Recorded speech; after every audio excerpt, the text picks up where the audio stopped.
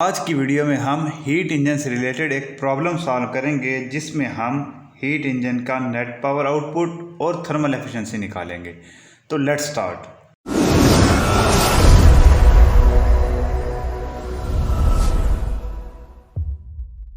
यहाँ पर मैंने हीट इंजन की स्कीमेटिक डायग्राम शो की है। ये फर्नेस से हीट इनपुट लेता है और इसका पोर्शन कन्वर्ट करता है वर्क में और बाकी ये रिजेक्ट करवा देता है रिवर में।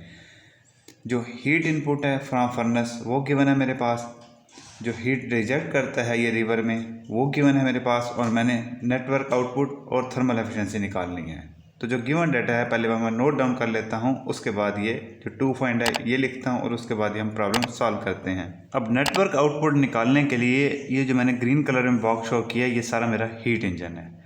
इसके ऊपर मैं फर्स्ट लॉ ऑफ थर्मोडायनेमिक्स लगाऊंगा।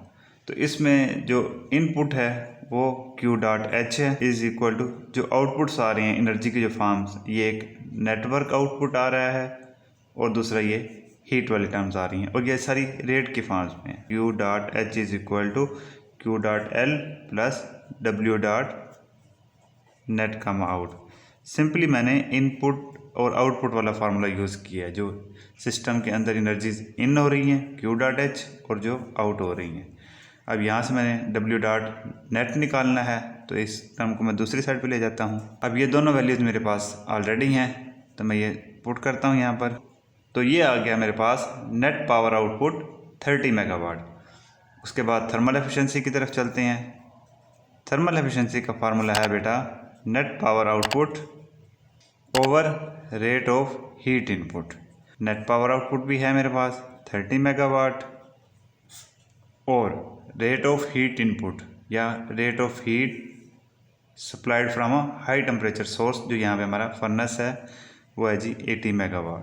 तो इसको आप कैलकुलेटर की मदद से सॉल्व करेंगे तो ये आ जाएगा 0.375, या हम इसको अगर परसेंटेज की फॉर्म में लिखें तो हम 37.5% भी लिख सकते हैं।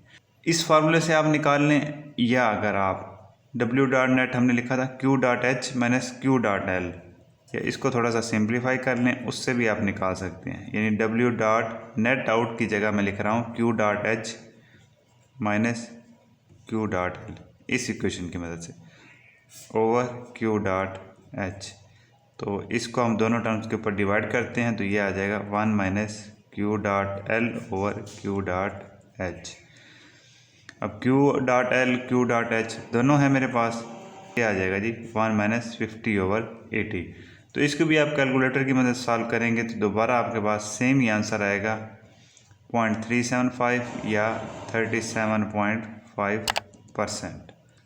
तो इस तरह बेटा यहाँ पर मैंने नेट पावर आउटपुट और थर्मल एफिशिएंसी कैलकुलेट की एक हीट इंजन के लिए जो एक फर्नेस से पावर ले रहा है 80 मेगावाट और उसका सिर्फ और सिर्फ 37.5% पावर में कन्वर्ट करता है और बाकी जो है वो रिवर में रिजेक्ट करवा देता है।